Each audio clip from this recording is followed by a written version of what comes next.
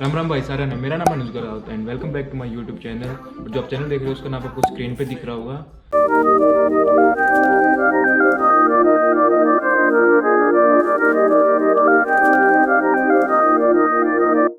Says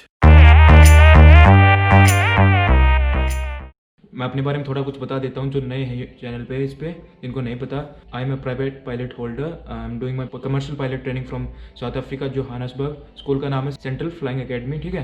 तो school के बारे में मैंने वीडियोस बना रखी है। आपको नीचे जाओगे, वीडियोस में स्क्रॉल करोगे, आपको ज़्यादा वीडियोस मिल जाएंगे, ठीक है। उनके बारे में देख सकते हो। सो जो आज की वीडियो है, आज की वीडियो में बात करेंगे हम कि जो आपको स्क्रीन पे दिख रहा होगा एयरक्राफ्ट की फ़ोटो, उसकी टेल पे देखो। टेल पे आपको एक कुछ नंबर दिख रहे होंगे, मतलब वर्ड्स दिख रहे होंगे, 2 आगे 3 पीछे ऐसे कुछ करके। तो प्रीफिक्स और सफिक्स बोल सकते हो उसको एक टाइप से, कि जो आगे वाला हम उसको बोलेंगे प्रीफिक्स और जो पीछे वाला उसको सफिक्स, ठीक है।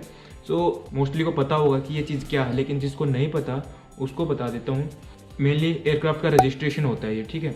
एयरक्राफ्ट का रजिस्ट्रेशन इन द सेंस कि जैसे आपकी गाड़ी हो गई या फिर आप ही खुद क्यों ना हो गए, आपका भी जब पैदा होते हो आधार कार्ड में आपको दर्ज कर दिया जाता है, आपका पता लगता है आधार कार्ड से कि आप एक इंडियन सिटीजन हो। तो ऐसे ही नंबर प्लेट से गाड़ी का एक रजिस्ट्रेशन होता है कि उसकी आइडेंटिटी होती है, ये इस बंदे की पर्टिकुलर गाड़ी है। तो एयरक्राफ्ट में भी ऐसा ही होता है कि वो उस कंट्री को दिखाता है कि इस कंट्री का एयरक्राफ्ट है और इसका आइडेंटिटी क्या है, ठीक है, एयरक्राफ्ट की रजिस्ट्रेशन क्या है। तो उसको हम रजिस्ट्रेशन नंबर बोलते हैं, या फिर आप उसको टेल नंबर भी बोल सकते हो। तो ये चीज़ है। तो इसमें एक दो चीज़ें हैं कि ये जब इकाउ इंटरनेशनल सिविल एविएशन ऑर्गेनाइजेशन, तो उसके अकॉर्डिंग जब ये बना था, जितनी कंट्रीज इसके अंडर आती हैं, तो उनको सबको है ना अपनी अपनी कंट्री के जितने एयरक्राफ्ट हैं उनको एक पर्टिकुलर रजिस्ट्रेशन नंबर देना पड़ेगा, जिससे कि वो आइडेंटिफाई किया जा सके, ठीक है। जैसे 2 चीज़ें हैं, एक तो शेड्यूल फ्लाइट होगी, शेड्यूल फ्लाइट और नॉन शेड्यूल फ्लाइट तो होती है। शेड्यूल फ्लाइट होगी जो कि अपने जो फिक्स होती है, जिनका शेड्यूल और रखा होता है कि वो कई महीने से मतलब उसी रूट पे चलेंगी, उनका टाइम फिक्स होगा। ये चीज़ लगा सकते हो कि वो शेड्यूल है पहले से ही, और उनका ये नहीं कि मतलब अभी फ्लाइट प्लान फिल किया अभी चल पड़े।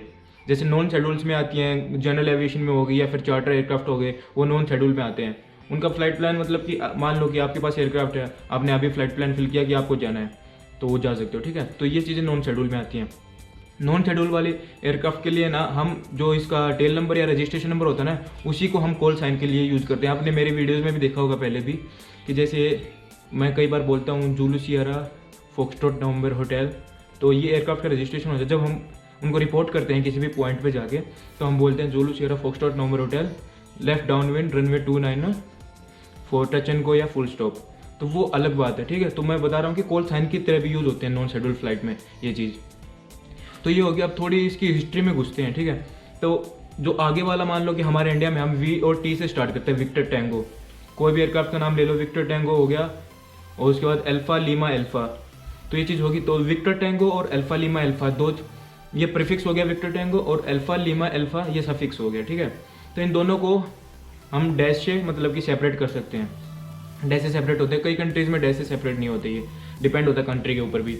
तो डैश से सेपरेट होते हैं, प्लस में जो विक्टर टैंगो हो गया ना, वो कंट्री को रिप्रेजेंट करता है। उसके बाद तो आइडेंटिफिकेशन होगी। तो कंट्री के लिए विक्टर टैंगो के ऊपर मतलब कि कई कंट्री, जैसे यहाँ पे जूलू सियारा मिलेगा आपको, जेड और एस पूरी कंट्री में, ठीक है। साउथ अफ्रीका में जूलू सियारा उस कंट्री को रिप्रेजेंट करता है वो, और हमारा विक्टर टैंगो, तो ये चीज़ हमें इंडिया को रिप्रेजेंट करती है।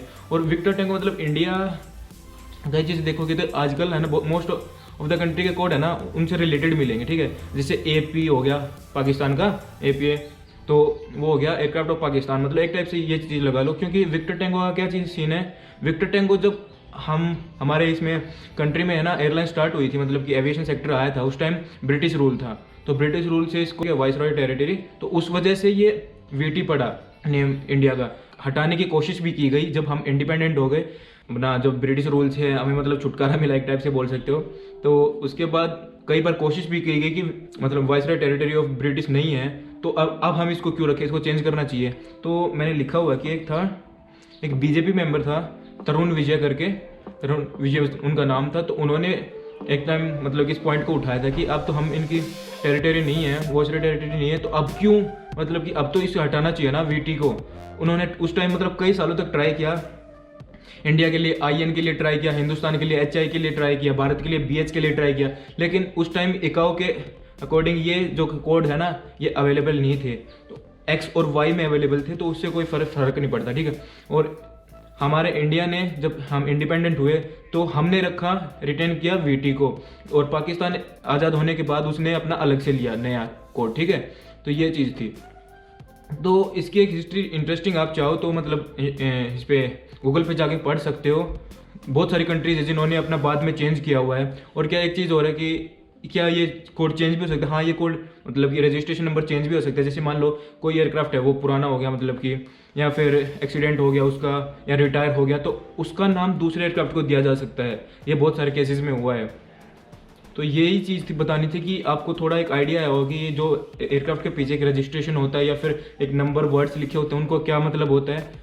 तो इसी वीडियो में यही ट्राई करने की कोशिश की मैंने कि आपको समझा सकूं कि इसका मतलब क्या होता है, ठीक है। आई होप आपको समझ आया होगा कि टेल नंबर या रजिस्ट्रेशन नंबर इसकी इंपॉर्टेंस क्यों है और किस लिए ये पीछे ये वर्ड्स होते हैं। तो आपका क्या इसके बारे में मानना है तो मेरे को कमेंट करके ज़रूर बताना, ठीक है। और देखता हूँ मैं कुछ पॉइंट रह गया हो तो। और जब आप देखोगे तो मतलब एक लीगल एक चीज़ हो रहा है कि अब जब आप देखोगे एक लीगल डॉक्यूमेंट होता है ये, कि सर्टिफिकेट होता है, सर्टिफिकेट ऑफ रजिस्ट्रेशन आपके एयरक्राफ्ट के अंदर भी मिलता है। जैसे हम फ्लाइंग करके जाते हैं कभी, अगर मैं फ्यूचर में मतलब अभी फ्यूचर गया, अभी 1 तारीख के बाद कभी जब फ्लाइंग करने जाऊँगा तो आपको मैं दिखा भी दूंगा कि एक डॉक्यूमेंट हमारे पास भी होता है, सर्टिफिकेट ऑफ रजिस्ट्रेशन, वो एयरक्राफ्ट में लेके जाना ही होता है, ठीक है। तो उसको मैं आप दिखा दूँ एक वीडियो में, टेंशन मत लो, जब आगे फ्लाई करने जाएंगे, ओके। तो आज की वीडियो में इतना ही बताना था। तो कमेंट करके मेरे को ज़रूर बताना कि वीडियो कैसी लगी, और फ्यूचर में ऐसी वीडियो बहुत लेके आते रहेंगे। डेली कोशिश करता हूँ एक वीडियो आ जाए, कोशिश तो करता ही हूँ भाई, ठीक है। अभी तक तो आ ही रही हैं पिछले 5-6 दिन से, आगे भी कोशिश करूँगा आ सके तो। हाँ, एक चीज़ और बतानी थी कि जो VA से लेके VZ तक, मतलब कि विक्टर अल्फा से लेके विक्टर जूलू तक जितनी ये पूरी सीरीज़ है ना, ये ब्रिटिश टेरिटरी असाइंड है, ठीक है, जो रजिस्ट्रेशन हैं। तो इसी से आप एक आइडिया लगा सकते हो कि उस टाइम इसी वजह से हमारा विक्टर टैंगो पड़ा, ठीक है। मतलब कि जो रजिस्ट्रेशन हुआ, जो सब प्रीफिक्स हुआ अपने एयरक्राफ्ट का, विक्टर टैंगो इस वजह से हुआ। तो एक चीज़ छोटी सी इन्फॉर्मेशन ये और देनी थी आपको। और अगर वीडियो अच्छी लगी हो तो भाई लाइक करके जाना, और बहुत अच्छी लगी हो तो चैनल को सब्सक्राइब कर देना भाई, ठीक है। चैनल को शेयर भी कर देना ताकि थोड़ी थोड़ी ग्रोथ हो रही है ना, वो थोड़ी और ज़्यादा हो जाए।